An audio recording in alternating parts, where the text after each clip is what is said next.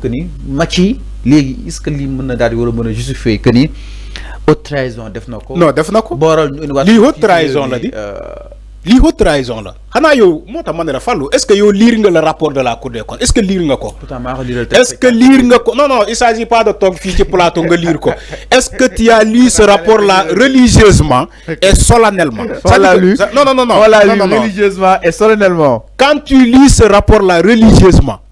Tu as un mal de cœur. Man toute la nuit j'ai lu les 55 pages toute la nuit. Ok. Liiruma ko ni pour ne tar déedéet dama ko lire par des interrogations damay taxaw un moment donné damay taxaw. seydlu comparer ak ñoom Macky Sall lu ñu fi waxoon ma ne non lii amul dama jël sama temps toute la nuit di lire ce rapport là di lire benn par point par point su ma liiree ba fa ma yem ma taxaw marquer une pause ma ne non lii amul lii c'est faux ni que Macky Sall egg na à ce stade avec ce pays-là, créer un compte fictif, détourner même la loi des finances. Macky Sall leb na xaalis jël lu melni 303 milliards di ko passer sans traçabilité. Mané non Macky Sall eggul à ce stade, c'est pas possible. Di créer même ay compte yoo mati amul keuyit, amul benn base juridique. waxuma sax lu ñu amel banque yi ñun Sénégal lu ñu amel banque yi waxuma loolu mais moo tax ma ne la est-ce que yow tu as pris le temps de lire ce rapport là. alors ñu ne lii ay preuves suffisantes. le Macky Sall il a fait plus même de la haute trahison. il a fait plus. moo tax ma ne la demal nga lire source à lu mu publier. mais est-ce que Macky Sall est-ce que nekkul ay ñooñam si toutefois li am est-ce que nekkul ay ñooñam maanaam. le premier responsable s'appelle Macky Sall. dama ne même bu fekkee da nga ne ay ñoñom ay ministre am ñoo détourné ñi ñoo def ni ñoom ne le premier responsable s'appelle Macky Sall. en fait ñun haute trahison amaguñ définition bu claire. dama ne si haute trahison. dama ne yow yaa amul définition bu claire ci haute trahison yow yaa ko amul. yow yaa ko amul Fallou li nga amul nit ñi xam nañu ko. il a fait plus même de la haute trahison. mais haute trahison définition bi lan la si kanam yoon ak wala yoon pour poursuivre exactement. dama ne ancien président. dama ne su fekkee yow xam nga ko wax ñu ko. dama ne haute trahison même le fait de falsifier les chiffres c'est de la haute trahison. ma jox la benn indice le maquillage des chiffres c'est de la haute trahison. le non-respect de la loi parce que respecté wuñu la loi des finances rectificative et initiale respecté wuñu ko c'est de la trahison. Moi, la haute trahison, c'est des mécanismes. D'aller définir. Le fait même de ne pas respecter la loi, c'est de la haute trahison. Le fait même de signer de faux,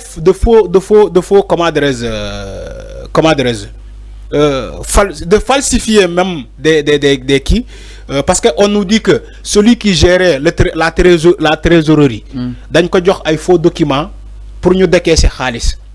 Faux usage de faux. dañ ko jox ay faux reçus jox ko ay faux kii ni moom mu à base de ça mu génne xaalis loolu c'est de la haute trahison.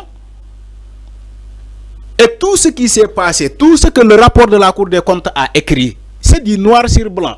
C'est ce que Macky Sall moo ko bëgg parce que les ordres venaient de Macky Sall. On a comme l'impression que amuñu ministre des finances, amuñu ministre des forces armées, amuñu benn ministère, tout s'appelle Macky Sall.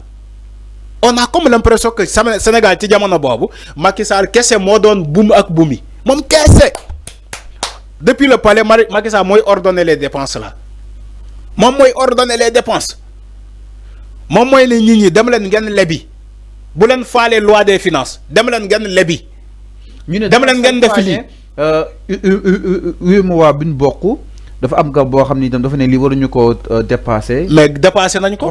ñoom dañoo nëbb chiffres yi.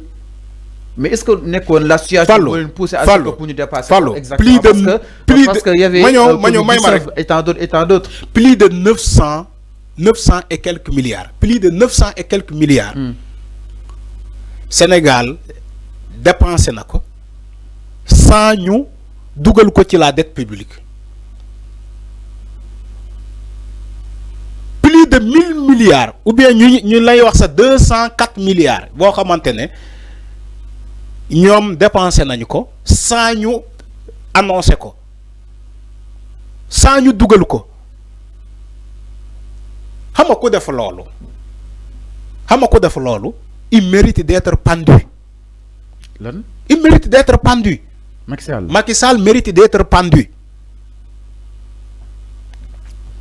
Nakul dugal kaso de il mérite d'être pendu. Non ñu pendre ko. non yow da nga teel a atte nañ ko bàyyi yoon ak wàllu yoonal. dama ne mu gérer parce que rapport tudd la newul nii yaa def quoi concrètement chaque jour toog fi wax ko. dama ne nañ ko bàyyi yoon comme exemple. dama ne Farba un rapport du ko tudd. dama ne dénk yëfi yoon. rapport Cour des comptes xam lu ñu mel. fallu ma ñëw en tout cas rapport Cour des comptes lu ñu jox rek ñu ma ñëw léegi ma ñëw il faut ñu def ay intervention ma ñëw fallu xam nga nit tamit da ngay muus Cour des comptes ay magistrat ñoo fa nekk ñan ñooy atte ci tribunaux yi du ay magistrat ma ñëw ñan ñooy atte ci tribunaux yi du ay magistrat ñan ñooy siéger au niveau de la haute cour de justice la commission d'instruction la commission d'instruction toutefois bu amee une mise en accusation contre Macky Sall commission d'instruction boobu bu ñuy installer Assemblée nationale muy déglu Macky Sall c'est des magistrats ñoo ko siéger le premier président de la cour d'appel moom moo koy siéger mais c'est des magistrats c'est des magistrats qui sont au niveau de la cour des comptes ñoom ñoo génne ce carnage là c'est des magistrats tu crois que ay magistrats dinañu accuser nit comme ça gratuitement c'est pas de la politique c'est loin d'être de la politique. J'ai pas dit que c'est de la politique. Tout, le rapport de la Cour des comptes a un caractère juridique. Chaque jour, je fais pour nga xam ko. Le rapport de la Cour des comptes a un caractère juridique. Parce qu'il s'agit de la loi. Loi.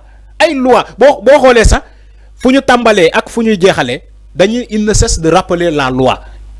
Selon la loi telle du 31 décembre du 27 décembre 2019 xawma mais il ne cesse de rappeler la loi. Cour des comptes liggéeyul ci ay yaama neex wala Macky Sall lañu méré wala dédét ils ont utilisé la loi. Donc japp nga ni Macky Sall mën nañ ko arrêter. Macky Sall mérite d'être extradé. Mota mané la suite que j'attends c'est que les députés man ma ngi xaar députés yi def une mise en accusation contre Macky Sall man député yi lay xaar. Mise en accusation. Oui, parce que balaa ngay juger Macky Sall il faut que député yi def une mise en accusation contre lui. Alors tey aussi ñoom dinañ def benn sortie à partir de 18h. après la sortie exactement du régime. waa APR ñoo koy def ñëw non balaa APR. régime bi 16h waaw boobu 16h régime bi man annoncé wu ma ko woon fii démb. waxuma la yow bi ngay wax ni que woy ci Talk Matinal démb bi ngay woy il faut que ñu publier rapport ma ne la fallu le régime va organiser un point de presse ñu leeral li nekk ci rapport bi waxoon naa ko fii démb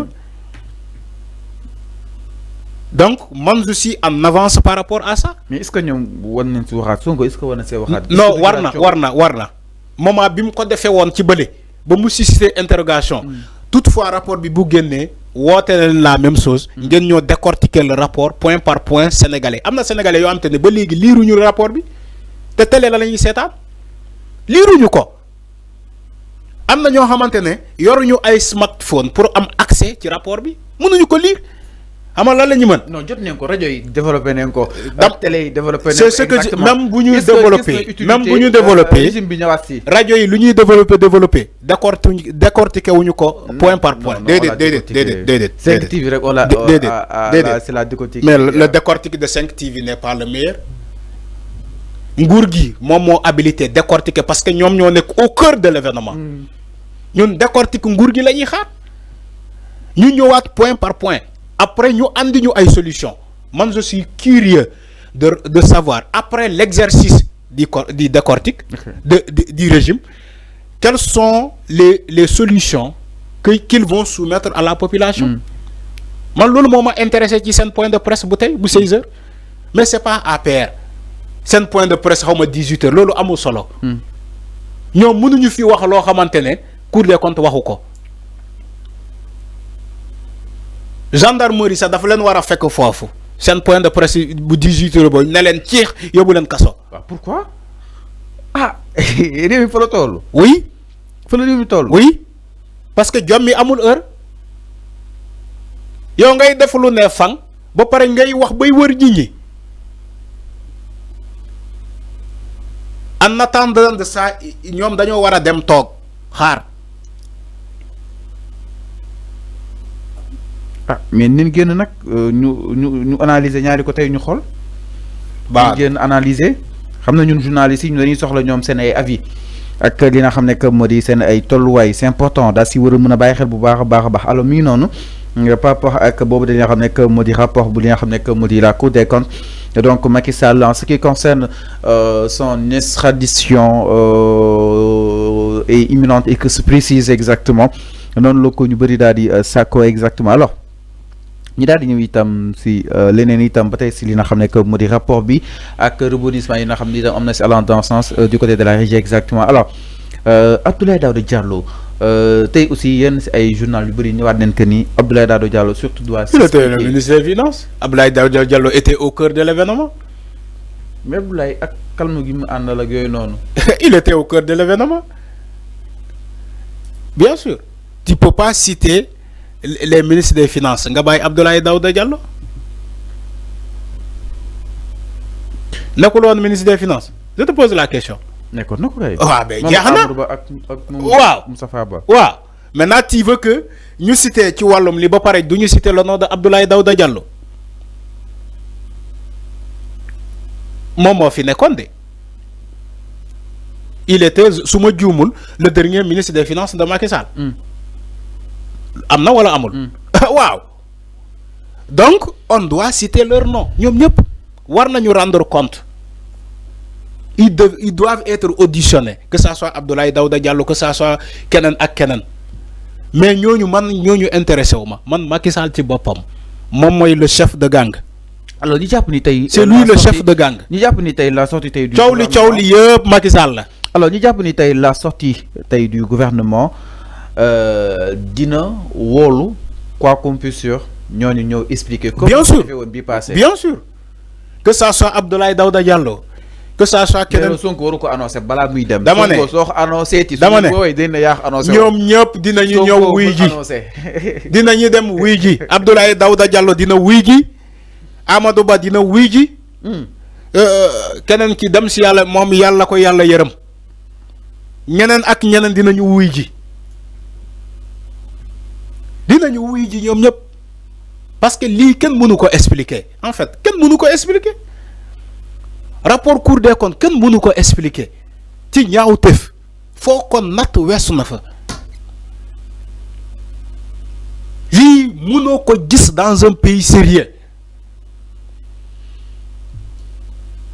mais lii moo tax Sénégal kon du Sénégal di continuer di ndóol lii c'est ce qui l'explique ñii am di am ñii ndóol di ndóol lii moo ko expliquer les voleurs au haut sommet au cœur de l'État ay sàcce ba pare woy di boole ci arrogance ne woy ñun ay milliardaires lañu di réclamer ni que ñoom ay milliardaires lañu ki ñoo barke Demba Ndiaye ay 2012 aujourd'hui il se retrouve être milliardaire parce que lii lañ doon def ci seen ndodd sénégalais yi ñaawte fii di sàcc alal Sénégal di créer ay comptes parallèles di créer ay comptes yoo xamante sax amul benn législation légale amul di contourner la loi des finances di dem di lebi xaalis di continuer di lebi di maquiller les chiffres di nax sénégalais yi au moment où que sénégalais yi ñu ngi jooy ay couvre-feu au moment où que sénégalais yi ñu ngi jooy Covid-19 au moment que sénégalais yi ñu ngi jooy ay lacrymogène di nooy ay lacrymogène au moment que sénégalais yi ñu ngi jooy ay nervi di leen dóor dekke ñoom moment boobu la ñu profito di dilapider les fonds les ressources de ce pays Fallou am na li nga waxul loolu sa tuuti ma fàtte ko ama Ousmane Sonko taxawoon na fi ne dañoo jaay Rebeuss jaay Cap Manuel. non immeuble yi ñu ngi si ñëw. dekkee Cour des comptes dafa ne Ousmane Sonko yow sax xamoo sax building administratif building bi jaroon ay 180 et quelques milliards sinon 400 et quelques milliards. mais loolu tamit man gis naa si paradoxe. dekke building bi dañ ko jaay loué ko. yow nga jaay ba pare di ci loué nga jaay bâtiment ba pare nga nekk ki nga ko jaay mais luweel ma samp fa ay bureau loolu c'est paradoxal. ñu koy fay.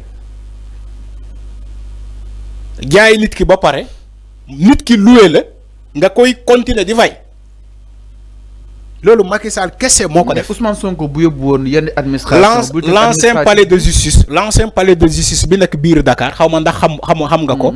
bu nekk fële ci comment dire terminus Dakar Dem Dikk bi fële. dëkk dañ ko jaay. dëkk dañ ko jaay ñoom daal bàyyi ñu fi dara. bàyyi ñu fi dara Macky Sall dafa jaay lépp di jaay rek le patrimoine bâti de l'État mu jaay ko le patrimoine non bâti mu jaay matériel état du Sénégal Macky Sall jaay ba ci ay building administratif mu jaay na lépp moo tax ma ne la Macky Sall mérite d'être pendu. C'est pas un Sénégalais du def li Sénégalais yi. alors mais Sénégalais dinañu def lii. mais tantôt ñu jàmm paaka si ginnaaw. tantôt ñu ne Abdoulaye Daouda Diallo tantôt ñu ne ki nga xam ne que moo di justement Amadou Ba et tant d'autres est-ce qu'on risque pas d'assister à une année jëm si la réduction des comptes concrètement. dama ne d'après ce que la Cour des comptes a publié suñu naree passé 2 ans sa ci réduction des comptes jar na ko. urgence Sénégal 2 ans ci réduction des comptes sa jar na ko. urgence mi ñuy xaar. Cour des comptes lu mu publier démb bu jaree sa 2 ans de réduction des comptes jar na ko. On doit tirer au clair cette affaire-là.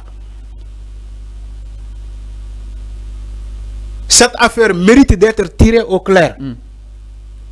War nañu yëkkati dossier par dossier parce que Cour des comptes lu mu publier démb dafa yéeme loolu moo ëpp sa assassinat nga rey nit sa moo gën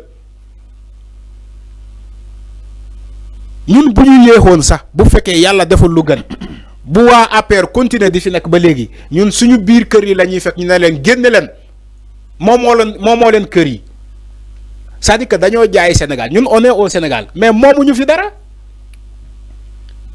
on est là mais moomuñu fi dara. mais est-ce que loolu mën nañ ko réparer. ñun moomuñu fi dara Sénégal ñun daanaka ñun ay doxandéem lañu fii on est des étrangers chez nous. Macky Sall a tout vendu. mais est-ce que ce sera facile justement pour ñu réparer. dinañ ko réparer avec le fil du temps moo tax ma ne la sénégalais yi ñëpp ñoo war a ànd jàppale ce nouveau régime là waxuma laan ngeen jàppale leen ci ay électorat ay carte ay xawma voté déedéet waxuma loolu ku nekk na gëm lu mu gëm mais concernant bu fekkee liggéey la nguur gi yëkkati na ne leen lii la ñu bëgg ñu def ko réformer ko pour ñu mën a réparer li fi ne nañu ñëpp ñun ñu àndandoo jàppale leen ñu réussir parce que bu ñu réussiree ñun sénégalais ñooy réussir Macky Sall yàq na fi yàqet il n'est pas trop tard mën nañu ko réparer mën nañu ko régler mais ñun sénégalais ginnaaw ci loolu ñu jàppale leen ba ñoom ñu réussir seen mission. Alors, parce que c'est une affaire de tous les Sénégalais. Alors, c'est pas de Pastef de qui. Rapport Cour des comptes, le mot publié, nous c'est une affaire de tous les Sénégalais. Alors, sinon exactement, le président Bassirou Diomaye a conseil des ministres